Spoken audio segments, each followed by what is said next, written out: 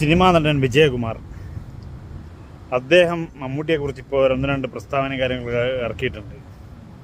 മമ്മൂട്ടി പഴയ ആളല്ല. മമ്മൂട്ടിക്ക് ഷൈൻ ടോം ചാക്കോ, അതുപോലെ തന്നെ ബാസി ഇവരെ പോലുള്ള പ്രശ്നക്കാരെയാണ് ഇപ്പോൾ ആവശ്യം. ഇവരെ മമ്മൂട്ടി പരിഗണിക്കുന്നുള്ളൂ, പ്രത്യേകിച്ച് റെക്കമെൻഡ് ചെയ്യുന്നുണ്ട് എന്നൊക്കെ പറഞ്ഞുകൊണ്ടാണ് മൂപ്പര് ഇൻ്റർവ്യൂവും കാര്യങ്ങളൊക്കെ കണ്ട്. അപ്പം അതിൽ നിന്നൊക്കെ ഒരു കാര്യം വ്യക്തമാണ്, ഈ ചതിയൻ സ്റ്റാർ എന്ന ഓൾറെഡി സിനിമയിൽ ആർക്ക് ഈ ഒരു പേരുണ്ട്, സ്ഥാനപ്പേരുണ്ട്, നമ്മുടെ വിജയകുമാറിനുണ്ട്.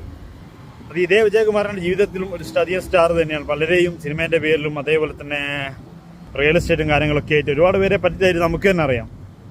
ഈ താമരശ്ശേരിയുള്ള ഒന്ന് രണ്ടാളെ പറ്റിച്ചത് നമുക്കറിയാം.